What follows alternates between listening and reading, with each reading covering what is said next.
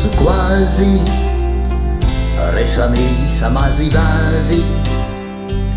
zaho ray sy ny ozoky fasakaizany mahatoky filazany ny manjo adiny saina adiny po fangalany torohevitra mampitony raha tezitra zay rehetra ho an-tsainy avidia tamtaray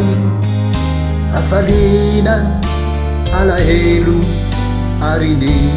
tsy ambaratelo raha misy olontiny izaho no anontaniny ny hevitro no tadiaviny amin'ny olona tiaviny satria mpinamany zahay ny fankaty ny fankahay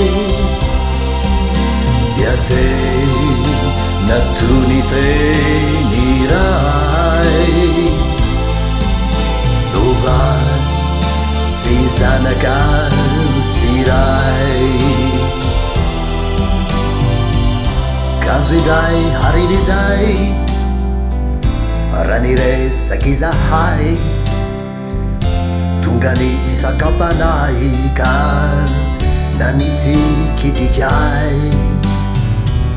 nofoyany monitenan ka nampiasa hafetsenan hamborahana fity akanjo zendanao satria alahelo agaganan ranomaso be sy tana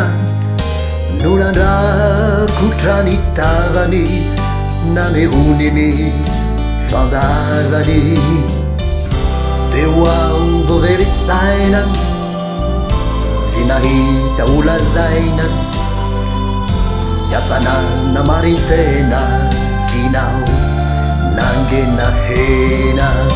satria mpinamany zahay ny fankaty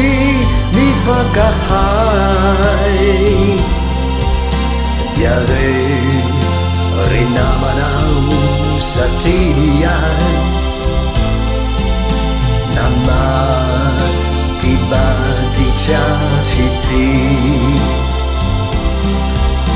satria mpinamany zahay ny fankaty ny fankahay dia ry namanao satria ny volambolana fity